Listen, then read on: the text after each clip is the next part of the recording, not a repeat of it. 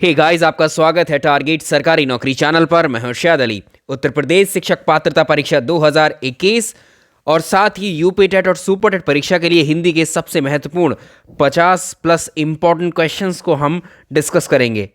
तो ये बिल्कुल आपका क्विक रिवीजन होगा जिसमें आप कम समय में बहुत ज़्यादा प्रश्नों को रिवीजन कर पाएंगे। तो इस सीरीज़ को आप लोग प्लीज़, आपसे रिक्वेस्ट है, सपोर्ट कीजिए। आप लाइक एंड शेयर ज़रूर कीजिए।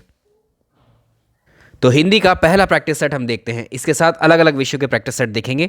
आज का पहला प्रश्न, बिल्कुल ऐसे ही प्रश्न आपको परीक्षा में देखने को मिलते हैं आपके। तो पहला क्वेश्चन देखिए, क्वेश्चन नंबर फर्स्ट है, चित्तचोर शब्द में कौन सा समास है? चित्तचोर शब्द में कौन सा समास है? इसका मतलब होता है चित्त को चुराने वाला। जैसे शब्द होता है गगन स्पर्शी, गगन को स्पर्श करने वाला। तो जहां पर भी को शब्द आ जाए वहां पर होता है कर्म तत्पुरुष समास। जैसे शब्द होता है एक सर्वप्रिय, यानी सबको प्रिय, तो इसमें जो को शब्द आ रहा है इसकी वजह से क्या है, ये कर्म तत्पुरुष समास है। चलिए, इसका आंसर हो जाएगा पहले का ऑप्शन ए। सवाल नंबर आज का दूसरा, टावर, टा वर्ग का उच्चारण स्थान कौन सा है? जो टा वर्ग है, टा वर्ग का उच्चारण मूर्धा से होता है। ऑप्शन बी इसका सही आंसर हो जाएगा। टा वर्ग में कौन कौन से आते हैं? देखिए, इसमें आता है टा, ढा, ड़ा, ढा और ना। तो ये क्या है?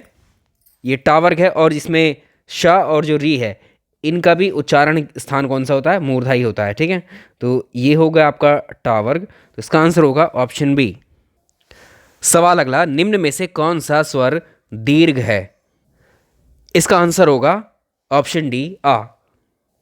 क्योंकि ये ऊपर वाले ई, उ, री, ये क्या हैं? ह्रस्व स्वर हैं।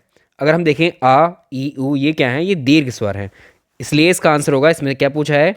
दीर्घ बताना है आपको। ऑप्शन डी इसका करेक्ट आंसर होगा। जो आपको एक रेक्टेंगल से एनसर्कल किए गए, एक तरीके से रेक्टेंगल से जो घेरे गए हैं ऑप्शंस, वो सही हैं। चलिए, अगला प्रश्न मुहावरा है एक, कान पर जूं ना रेंगना। किसी को भी आप इस वक्त में कितना भी समझाएंगे तो उस पर उसका कोई असर नहीं होता है। इसका मतलब होगा असर ना होना। ऑप्शन ए इसका सही आंसर होगा। सवाल नंबर नेक्स्ट, देव खुश होकर मनुष्यों को वरदान देते हैं। वाक्य में देव का बहुवचन आपको लिखना है। तो कुछ शब्दों को हम जो है गण लगा करके उसको क्या बहुवचन बना देते हैं। जैसे देव खुश होकर मनुष्य को वरदान देते हैं, तो देव का बहुवचन क्या होगा? देवगण। जैसे अध्यापक को आप गण लगा करके कहेंगे तो अध्यापक का बहुवचन कहलाएगा, यानी बहुत सारे अध्यापकों का समूह। तो क्या हो गया? अध्यापक गण क्या हो? बहुवचन है। अध्यापक क्या है? एक वचन है। मतलब जो गण है ये आता है आपका समूह के लिए। लुटेरा शब्द में प्रत्यय बताना है कौन सा है? तो हम देखें, इसमें लूटना शब्द में जो है एरा प्रत्यय है। लूटना प्लस एरा, तो क्या हुआ? ये लुटेरा। ऑप्शन बी इसका सही आंसर हो जाएगा। शब्द है एक मेघ, इसका आपको पर्यायवाची बताना है। इनमें से कौन सा है मेघ का? सिंपल है, बता सकते हैं। तो मेघ का जो पर्यायवाची शब्द है वो है धराधर। इसके अलावा और भी हो सकते हैं, जलद है, नीरद है, घन है। ये सब क्या है? मेघ के पर्यायवाची हैं। मोर के देखेंगे। याचक शब्द का विपरीतार्थक शब्द आपको बताना है कौन सा है? याचक का मतलब होता है मांगने वाला, तो फिर देने वाला कौन होता है? वो होता है दाता। Option C. प्रेम शब्द का समानार्थी आपको बताना है। तो प्रेम शब्द जो है इसका समानार्थी होता है स्नेह। Option A. अगर हम बात करें जलछी, तो ये इसका किसका होता है? ये कमल का होता है। ठीक है। और अगर सुमन की बात करें तो ये होता है किसका? फूल का। निस्वार्थ, निस्वार्थ शब्द का विलोम, निस्वार्थ शब्द का विलोम क्या हुआ? इसका आंसर होगा स्वार्थ, कर सकते हैं। निम्नलिखित में से किस शब्द की उत्पत्ति संस्कृत से हुई है? तो संस्कृत की उत्पत्ति कहां से हुई? तद्भव से। Option A. पठ धातु में इति प्रत्यय के संयोग से बना हुआ शब्द बताना है कौन सा है? तो इसमें देखो, जो पठित है इसको लिखेंगे पठ प्लस इत, भलाई को भला प्लस आई, पाठक पठ प्लस अक, लड़ाई लड़ना प्लस आई। तो इसमें जो है इत है, इत प्रत्यय है ये। तो इसमें देखो, इसका आंसर क्या हो जाएगा? Option D. ऑप्शन डी इसका सही आंसर होगा, पठित। निम्नलिखित में से पत्र शब्द का अर्थ इनमें से कौन सा नहीं है? पत्ता, ये इसका चिट्ठी, पंखा। अगर हम देखें कंचन को, तो कंचन जो शब्द है वो सोने के लिए आता है, ठीक है, सोना। Option C. इनमें से कौन सा वाक्य शुद्ध नहीं है? इसमें से आप पहचान सकते हैं, बहुत आसान होता है ये प्रश्न, तो मुझे व्याकरण पढ़ना बहुत कठिन लगता है, ठीक है। सभी ने उसी मैच को देखा। और अगर सी ऑप्शन को देखें, मैंने घर जाना है, तो इसका क्या मतलब होगा? मुझे घर जाना है, सही होगा, ये शुद्ध वाक्य नहीं है। निम्नलिखित में से कौन द्रव्यवाचक संज्ञा नहीं है? नहीं है वाला बताना है। तो इसमें आंसर होगा ऑप्शन बी, घड़ी, जातिवाचक है, ठीक है। निजवाचक सर्वनाम का प्रयोग है इसमें। सवाल नंबर 16 है, निजवाचक सर्वनाम का प्रयोग इनमें से कौन सा है? निजवाचक सर्वनाम आप यहाँ से पहचान सकते हैं, हमें अपना काम स्वयं करना चाहिए, तो ये क्या है? निजवाचक। ऑप्शन बी सेलेक्ट करेंगे, बिल्कुल सही आंसर होगा इसका। इसके अलावा अगर इसको देखें, तुम्हारा घर यह नहीं है, तो ये क्या है? निश्चयवाचक सर्वनाम। तुम कहाँ रहते हो, ये है प्रश्नवाचक सर्वनाम का एग्जाम्पल। इंपॉर्टेंट प्रश्न है, निम्नलिखित में से कौन सा शब्द स्त्रीलिंग और पुल्लिंग दोनों में प्रयोग होता है? इस शब्द को भी आप आसानी से कर सकते हैं। ये शब्द होता है हार। हार को हम स्त्रीलिंग और पुल्लिंग दोनों में ही प्रयोग कर लेते हैं। जैसे हम क्रिकेट के मैदान पर देखें, जैसे पाकिस्तान की हार हुई, पाकिस्तान की हार हुई मतलब स्त्रीलिंग। और जैसे कहूँ, कल मुझे हार मिला, ठीक है, हार मतलब गले में पहनने के लिए, तो ये पुल्लिंग। इस तरह से इसको स्त्रीलिंग और पुल्लिंग दोनों में प्रयोग किया जाता है। कीर्ति शब्द का सही अर्थ आपको बताना है। इसका आंसर होता है यश, ऑप्शन ए। चलिए, अलंकार पर बेस्ड प्रश्न है। कवि करी हृदय विचार, दीन मुद्रिका डारी तब, जनु अशोक अंगार, दीने हरपी उठाकर गहया। इन पंक्तियों में कौन सा अलंकार है, आपको पहचानना है। तो इसमें होगा ऑप्शन बी, भ्रांतिमान। निम्न में से कौन सा समास विग्रह गलत है, आपको बताना है। इसमें देखें हम, इसका समास विग्रह चौराहा का समास विग्रह इसने बताया है। चार हैं जो रास्ते, एक्चुअली इसको बोलते हैं हम चार रास्तों का समूह, ठीक है। इसका सही होता है चार राहों या चार रास्तों का समूह, तो ये गलत वाला है, ठीक है। यही आपको सेलेक्ट करना है, तो इसका आंसर हो जाएगा ऑप्शन डी। अगर इसमें देखें, नीलोत्पल में, नीला है उत्पल, इसमें कर्मधारय है राष्ट्रभक्ति, राष्ट्र के लिए भक्ति संप्रदान है इसमें, और तपोधन में बहुव्रीहि है। निम्न में से कौन सा शब्द शुद्ध है? तो इसमें जो शब्द दिया हुआ है कृतज्ञ, यानी किए हुए एहसान को मानने वाला कृतज्ञ, ऑप्शन सी सही होगा। नेक्स्ट देखिए, निसंकोच। निसंकोच में उपसर्ग कौन सा है? इसका आंसर होगा निस, ठीक है, ऑप्शन सी। इनमें से कौन सा, निम्नलिखित में से विलोम युग्म सही नहीं है? तो आपको बताना है कौन सा विलोम युग्म सही नहीं है।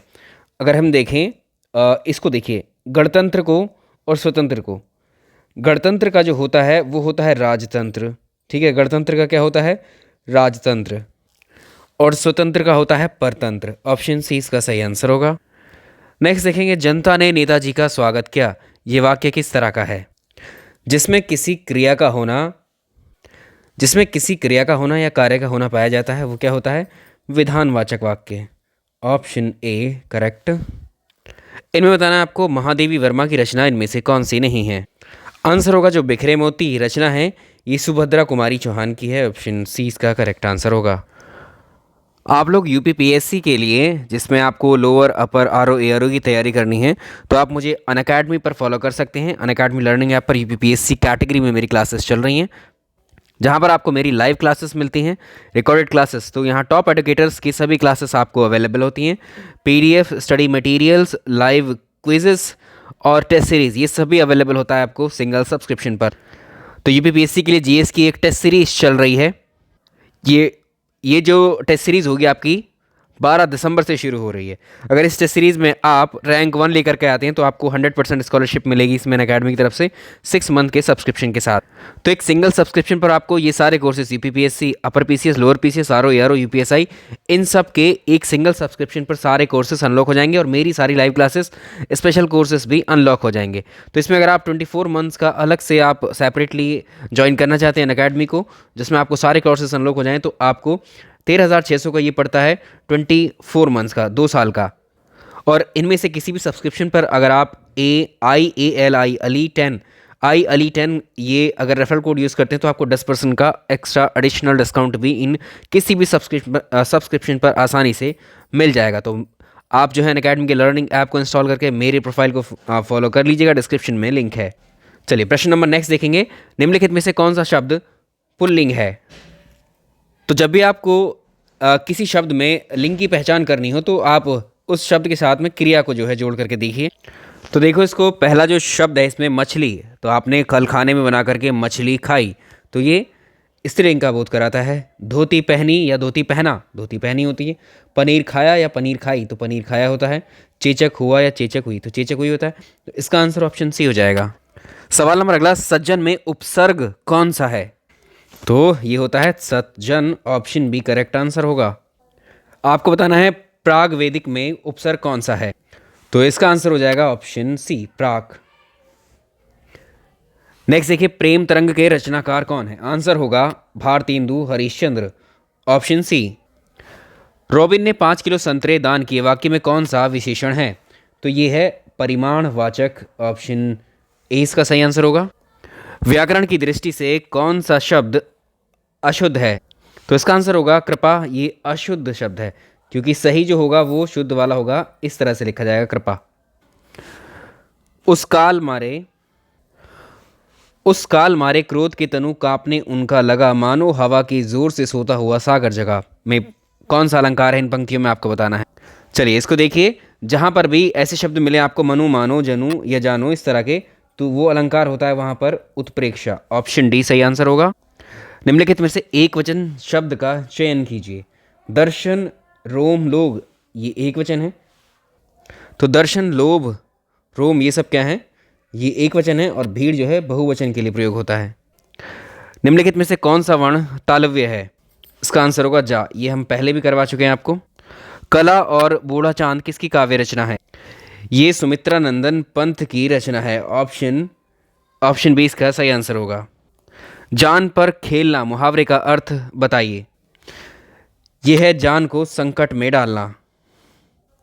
निम्नलिखित में से कौन सी हरिवंश राय बच्चन की रचना नहीं है? तो इसका आंसर होगा साय में धूप, ये रचना हरिवंश राय बच्चन की नहीं है, क्योंकि ये दुष्यंत कुमार की रचना है। आपका पत्र मिला वाक्य में कौन सा कारक है? जिसमें काकी क्या आता है, जैसे आपका पत्र मिला, तो ये होते हैं आपके संबंध कारक, ऑप्शन ए। रोगी शब्द का तत्सम आपको बताना है, ये होगा इसका रुग्ण, ऑप्शन बी। निम्नलिखित में से कौन सा शब्द भिन्न अर्थ और भिन्न प्रकृति का है? अगर हम देखें शब्द रक्त, लाल, रुधिर, ये सब ब्लड यानी खून से संबंधित है तीनों के तीनों। वन बिल्कुल इसमें डिफरेंट है, अलग है।